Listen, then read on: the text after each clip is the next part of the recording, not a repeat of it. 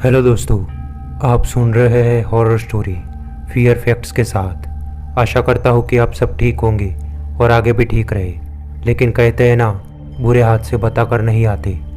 ऐसा ही कुछ बुरा हादसा हुआ था किशन के साथ। तो आइए सुनते हैं किशन के पॉइंट ऑफ व्यू से। दोस्तों, मेरा नाम किशन है और ये कुछ सालों पहले की बात है, जब मैं रात को मेरा काम ख़त्म करके आ रहा था। उस दिन दोपहर को बहुत बारिश हुई थी, तो पूरे रोड पे पानी पानी था और अब रात को भी थोड़ी थोड़ी बारिश अपना करवट दिखाना शुरू कर दिया था।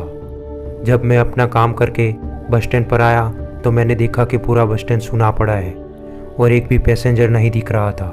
जबकि मैं रोज आता था तो यहाँ तो पैसेंजरों की भीड़ दिखती थी। तभी मुझे दूर से एक आदमी मेरी ओर आता हुआ दिखता है और वो आदमी मेरे पास आकर बोलता है, तुम यहाँ क्या कर रहे हो और यहाँ क्यों आए हो? तब मैंने तुरंत उस आदमी को कहा, यहाँ क्यों आए हो का क्या मतलब है? मैं घर जाने के लिए आया हूँ और यहाँ पर बस का इंतज़ार कर रहा हूँ। तभी उस आदमी ने कहा, आज दुर्गाष्टमी है और आज यहाँ बस वस नहीं आएगी, चले जाओ यहाँ से। उस आदमी की ये बात सुनकर मैं बहुत गुस्से में आ जाता हूँ और मुझे थोड़ा अजीब सा भी लगता है कि ये आदमी ऐसा क्यों बोल रहा है। तभी मैं थोड़ा अकड़ के उस आदमी को बोला, क्यों यहाँ क्या है जो मैं ना रुकूँ? तभी उस आदमी ने मुझे भड़कते हुए बोला कि मैं कुछ नहीं जानता, अगर तुम जिंदा रहना चाहते हो तो यहाँ से चले जाओ, वरना आपकी मर्जी। उस आदमी की ये बात सुनकर मैं अचंभित रह जाता हूँ कि कहीं इस आदमी की बात सच निकली तो आज मेरी जान को खतरा है। तभी मैंने देखा कि बारिश सब और भी ज़्यादा तेज हो रही थी। तो मैंने उस आदमी को कहा, अरे अंकल जी, अब यहाँ पर मेरे गाँव की आखिरी बस थी, वो भी अब नहीं आएगी। अब इतनी बारिश और पानी में मैं कहाँ जाऊँगा? तो क्या आज रात अब आपके घर में रुक सकता हूँ? तभी उस आदमी ने कहा कि ठीक है, तुम आज रात के लिए मेरे घर पे रुक सकते हो।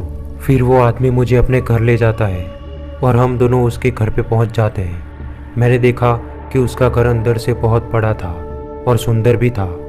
तभी उस आदमी ने मुझे पूरा घर दिखाया और फिर हम दोनों बैठकर बातें करने लगे। तभी अंदर से एक औरत आती है और उस आदमी से कहने लगती है, जी सुनो, चाय बनाओ। तभी उस आदमी ने कहा, हाँ बनाओ, पर एक कप ही बनाना, मुझे नहीं पीनी, आज मैं कुछ और पीऊँगा। उस आदमी की ये बात सुनकर मैं घबरा जाता हूँ कि आखिर मैंने यहाँ आकर कोई गलती तो नहीं कर दी। मुझे वो औरत की आंखें भी अजीब सी लग रही थी। मैं थोड़ा घबरा जाता हूँ कि तभी वो औरत हंसते हुए बोलती है, हाँ मैं अभी आपके साथ वही ही पीऊँगी। उस औरत की ये बात सुनकर मैं थोड़ा अजीब महसूस करने लगा और सोचने लगा कि ये दोनों कहीं शराब पीने की बात तो नहीं कर रहे हैं। तभी वो औरत किचन के अंदर चली जाती है और फिर उस आदमी ने मुझे कहा कि तुम मेरे कमरे में थोड़ी देर आराम कर लो। तभी वो आदमी मुझे उसके कमरे में छोड़ने के लिए आता है। तो मैंने उस आदमी को पीछे से देखा कि उस आदमी का पैर उल्टा है। ये देखकर मेरी मानो एकदम से जान निकल जाती है और धड़कनें तेज हो जाती है। पर मैंने जैसे तैसे करके खुद को संभाला और मैं समझ गया था कि ये कोई इंसान नहीं लेकिन भूतों का घर है और वो कोई शराब नहीं लेकिन खून पीने की बात कर रहे थे। फिर मैंने तुरंत ही अपना कमरा बंद कर दिया और यहाँ से निकलने का सोचने लगा। मैं बहुत घबराया हुआ था और मेरी सांसें भी तेज हो रखी थी। फिर मैंने सोचते सोचते ये देखने की कोशिश की कि लाओ मैं देखता हूँ कि वो आदमी और औरत कहाँ है। अगर वो आसपास ना हो तो मैं झट से यहाँ से भाग जाता हूँ। जब मैंने कमरे का दरवाज़ा खोलकर झाँकने की कोशिश की तो मेरे तो होश ही उड़ जाते हैं। मैंने देखा कि वो किसी बच्चे का सर काट के लाए थे और एक कटोरे में उसका खून निकल रहे थे। ये देखकर मेरी आंखें फट जाती है। मैंने सोच लिया था कि शायद आज मेरा नंबर आ ही जाएगा। आज मैं यहाँ से नहीं गया तो आज मैं पक्का मारा जाऊँगा और ये लोग मेरा खून पी जाएंगे। फिर मैंने घबराते हुए तुरंत ही कमरा बंद कर लिया और बेड पे आके बैठ गया। थोड़ी देर बैठने के बाद मैंने फिर देखने की कोशिश की कि वो लोग अंदर चले गए हैं कि नहीं।